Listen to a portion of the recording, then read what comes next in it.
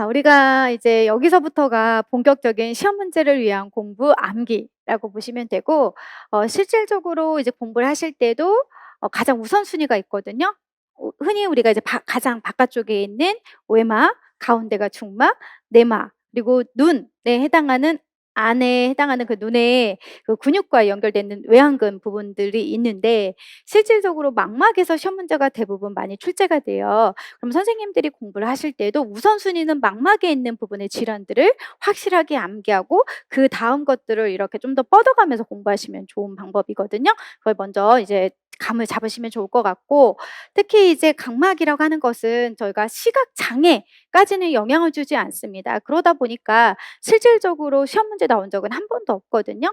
그래서 선생님들은 이 각막염 많이 경험들을 하셨을 거예요. 렌즈 낀 분들은 많이 그랬을 건데요. '그런 것들이 있구나.'라고 생각하시면서 공부하시면 되고, 특히나 이 각막이라고 하는 것에 혼탁이 됐을 때 이 부분만 체크를 한번 해 보려고 하거든요. 이 부분을 체크하는 이유는 얘가 중요하기보다는 실질적으로 이제 계속 반복되는 내용이 따라다닐 거예요. 그래서 각막의 문제를 보이든 추후에 뭐 망막의 문제를 보이든 아니면 방수에 의한 질환인 녹내장 등과 연결했을 때에도 우리는 여러 가지 검사를 한번 해 봐야 된다라고 하는 것들이 계속 언급이 될 거거든요. 그래서 시력, 대비감도, 대비선호, 그다음에 눈부심 등의 시각 평가. 그러면 시각 평가는 추후에 어디서 저희가 공부를 하냐라고 이제 우리가 큰 도식에서 본 건 뭐냐면, 시력 검사, 시야 검사 위주로 저희가 구체적인 내용을 들어갈 것이다라고 했던 원거리, 근거리, 혹은 중심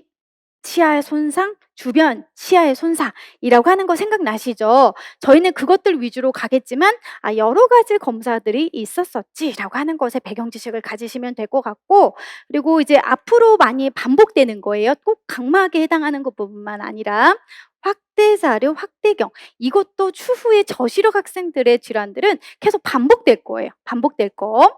그다음에 또 있습니다. 자료, 대비를 높여주는 거. 그래서 착색 렌즈, 역시 확대 독서기, 이것도 추후에 계속 볼 수 있는 내용들이라고 보시면 되겠습니다. 그래서 얘만의 특징이라고 하기보다는 계속 추후에 반복되는 거라고 말씀을 드리는 거고요.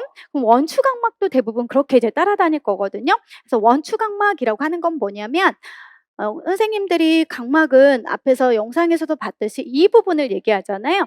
여기가 이렇게 원뿔의 모양으로 삐져나온 것을 생각을 하시면 돼요. 그래서 원추 모양으로 돌출된 진행성 질환이 원추 각막이라고 보시면 되는데요. 아, 앞에서 봤던 게 따라다니는 거구나. 시각평가라고 하는 걸 할 필요가 있지.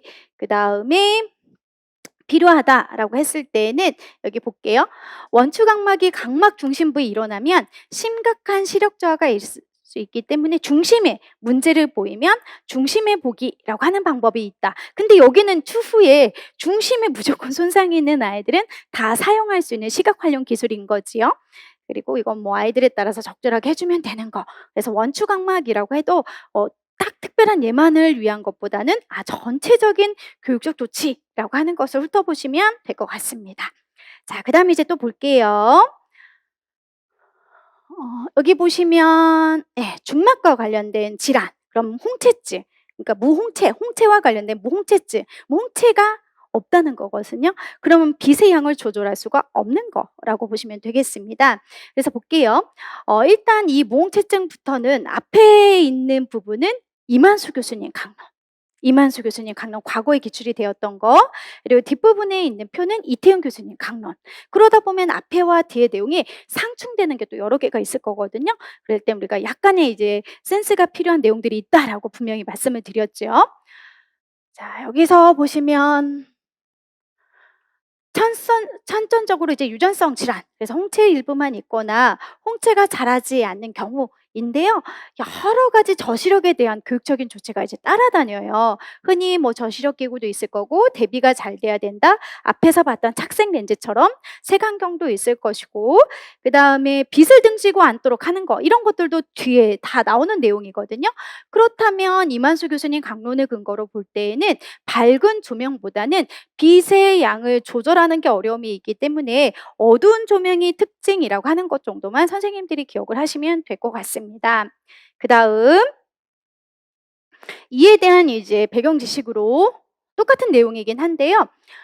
홍채가 없거나 정상적으로 자라지 않아서 동공이 크게 열려 있어 항상 많이 빛이 들어와요. 그렇다면 눈부심이 있다는 거지. 그래서 어두운 조명이 훨씬 더 효과적인 거, 이렇게 이해를 하시면 되고요. 굉장히 많은 게 있잖아요, 사실은 여기 보시면. 그런데 겹쳐지는 게 또 있네요. 겹쳐지는 것들도 있고요. 그다음에 이거는 똑같네요.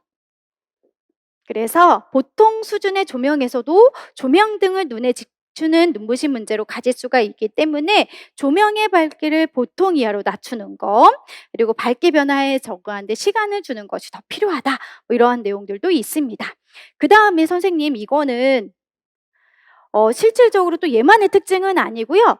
실제 이렇게 일단 체크는 해 드릴 건데, 얘와 관련된 기출 문제는 추후에 백색증에서 오히려 이렇게 또 언급해서 시험 문제가 많이 출제가 되기도 했었거든요. 그래서 여기에 있는 교육적 조치가 부적절하다는 건 아니고요. 추후에 기출 문제와 관련해서 지금 체크해 드린 부분은 백색증 부분에서 기출이 같이 언급된 부분의 내용이다라고 해서 참고로 알고 계시면 될 것 같습니다. 자, 그다음에 저희는 루버라고 하는 것이 궁금해 하실까 봐 이것만 체크를 해 드릴 건데요. 지금 저희가 있는 이 강의실에는 루버가 없어요. 그럼 루버가 뭔지 잠깐만 왔다 갔다 한번 해 볼게요. 일단 무홍채증은 이렇게 홍채가 없어요. 그래서 이거는 이제 임의적으로 수술, 어떤 의학적인 힘을 빌린 그러한 렌즈를 착용한 그런 모습이라고 보시면 될 것 같고요. 우리가 항상 집에 보면 형광등에, 그래서 형광등을 갈 때도 예전에는 그냥 갈았거든요. 근데 이거 한번 덮개 빼고 그다음에 다시 형광등을 넣든지, 이게 지금 루버예요. 루버. 아시겠죠? 그래서 루버라고 하는 것을 또 여러 번 들어볼 수 있는 내용이어서 잠깐 언급을 해 드렸고요. 자, 루버를 부착해서 직접 눈에 비치지 않도록 해주는 것도 있다. 그 다음에 이것도 계속 이제 반복되는 것이라고 보시면 되거든요. 그래서 판수하는 것도 검정색, 칠판에서 일단 굵은 검정색 막고로 판수하는 것도 좋고요. 이것도 이제 계속 앞에 이제 우리가 반복되는 내용들, 다망색 종이라고 하는 것들.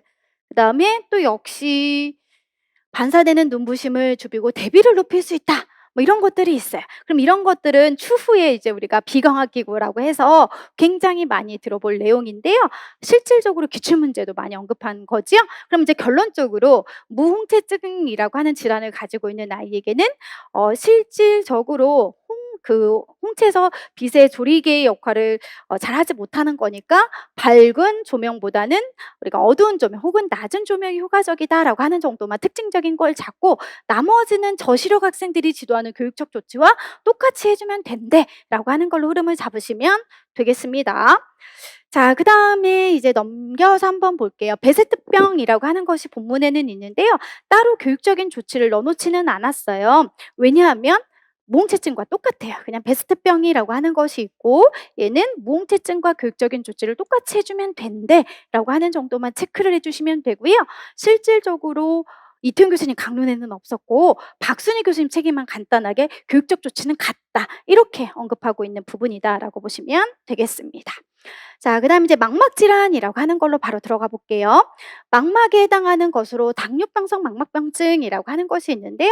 당뇨병의 합병증으로 생기는 거지요. 그래서 실질적으로 실명까지 이른 분들도 많이 있다라고 하는데, 그만큼 관리가 굉장히 중요하다 라고 하는 것인데, 그럼 관리를 할 수 있도록 해주기 때문에 일단 배경 지식이에요. 인슐린을 적절하게 혈당 조절할 수 있게끔 해주는 것이 첫 번째. 하지만 이명과 관련된 부분에 있어서는 점자 촉각이 둔해진대. 왜 그럴까요? 감각이 마비가 돼요. 그러면 촉각이라고 하는 감각이 마비된다는 것은 내가 아무리 점자를 배워도 점자를 익힐 수가 없어요. 감각이 우리가 알 수가 없기 때문에. 그래서 점자 촉각의 둔감해짐으로 듣기 교재. 그럼 듣기 교재라고 하는 거는 음성적인 자료, 아니면 음성이라고 하는 거, 아니면 청각적인 것을 사용할 수 있어서 아이에게 도움을 주는 것이라고 보시면 될 것 같습니다. 그래서 이게 가장 중요한 부분이다라고 보시면 될 것 같고요. 그다음 이 두 번째는 이태용 교수님 강론에서 이제 설명하고 있는 거지요. 그래서 진행성 질환이다라고 설명하고 있고, 지연시킬 수 있지만 나중에는 이게 잘 이루어지지 못할 때 시력저하를 가지고 이제 올 수가 있는데요. "혈당 조절이 절대적으로 중요하다."라고 설명을 하고 있어요. 그래서 일단은 가장 이제 우리가 특징적으로 앞에 있는 것과 연결해서 볼 때에는 "혈당 관리를 할 수 있도록 혈당 체크와 식이요법을 할 수 있다."라고 설명하고 있죠. 자, 그다음에 똑같습니다. 시력이 계속 저하가 돼서 확대해서 자료를 해 줘도요. 손의 감각이 둔감해져요. 그러면 손뿐만 아니라 모든 감각이 둔감해진다라고 보시면 돼요. 그래서 듣기 자료와 스크린 리더와 같은 청각 활용 보조 공학계기를 제공해 주는 거. 이게 이제 굉장히 중요한 부분이다라고 보시면 되는데요. 그리고 한 가지 손과 발 둔감함. 그래서 상처가 있는지 아닌지 교사는 이렇게 피부도 한번 살펴봐야 된대요. 그러면 이게 똑같은 내용들이 겹쳐지는 것들은 선생님들이 지금 즉각적으로 이제 암기하는 형식으로 기억하시면 되는데 이 안에서도 앞으로 추후에 겹쳐지는 게 있거든요. 역시 앞에서 봤던 시각 평가가 또 다시 한번 해보는 게 좋겠다라고 설명하고 있고 다른 것과는 달리 하나가 더 추가됐어요. 그러면 시각 평가뿐만 아니라 학습 미체 평가라고 하는 것도 실시하는 게 좋다. 이렇게 설명하고 있습니다. 그래서 이 두 가지가 또 계속 공통적으로 나오는 내용들이라고 보시면 될 것 같고요. 또 하나가 있습니다. 망막박리가 일어날 수 있으므로 과격한 신체 활동을 자제하도록 한다라고 하는 게 있거든요. 이게 틀렸다는 건 아니고 당연히 조심하면 좋지요. 하지만 이거는 그냥 잊어버리는 게 좋을 것 같습니다. 안 그러면 기출문제를 풀 수가 없어요. 그래서 얘가 틀렸다기보다는 약간의 센스가 필요한 그 문구라고 보시면 될 것 같습니다. 그래서 당뇨 망막병증이라고 하는 것은 이렇게 여기 정상적인 사람인 거고요. 이렇게 보시면 여기가 다 손상된 거, 안구 부분, 지금 망막 부분이 손상된 그러한 질환이라고 보시면 될 것 같습니다. 그리고 추후에 이제 저희는 미수가 망막병증하고 망막박리도 이제 공부를 할 건데요. 미수가 망막증이라고 하는 건 정상적인 출산을 한 시기에 태어나지 않고 미리 아이가 이른 시기에 태어난 거죠. 그럼 우리는 엄마 뱃속에 있을 때도 실질적으로 각각의 개월수마다 손과 발이 생기는 시기, 그다음에 눈이 이제 흔히 말하는 시각이 자리를 잡는 그러한 그냥 그 개월수가 다 있다는 거죠. 그러면 미리 태어난 아이들은 정상적인 발달이 이루어지지 않다는 겁니다. 그래서 이렇게 인큐베이터에 들어가는데요. 여기에서는 산소가 과다 공급이 되면 그만큼 눈에 또 손상을 줄 수가 있다라고 얘기를 해요. 그리고 특히 미수가 망막병증 아이들은 추후에 망막박리로 또 같이 이렇게 나타날 수 있는 질환이 있기 때문에 둘 다 교육적인 조치는 똑같이 보시면 되거든요. 그래서 이해를 하실 때는 잠깐만 먼저 사진을 볼 건데요. 정상적인 그 망막이고요. 선생님들이 사진 자료가 지금 조금은 흐릿하게 보이시니까 실질적으로 공막과 망막 부분, 여기가 공막 바깥쪽이고요. 이 안쪽이 망막이라고 보시면 돼요. 그런데 이 부분이 지금 이렇게 떨어져 있거든요. 떨어져 있어요. 그럼 머리에 충격을 주면 더 떨어지겠죠. 그래서 여기에 해당하는 부분이 정상적으로 지금 잘 붙어 있어요. 공막하고 망막 부분이 잘 붙어 있는데요. 이렇게 떨어져 있는 부분에 충격을 주면 여기 부분이 더 떨어지겠죠. 그래서 우리는 과격한 신체 활동을 하면 더 시각에 손상을 주는 것을 이해하시면 되거든요. 그래서 여기에 나와 있는 망막박리 부분은 이 부분이 떨어져 있어서 충격을 보면 더 이렇게 떨어지겠다. 굉장히 시각에 안 좋은 영향을 주겠구나라고 하는 이해를 가지고 공부를 하시면 되겠습니다. 이제 볼게요. 여기. 자, 미수가 망막병증이라고 하는 건데요.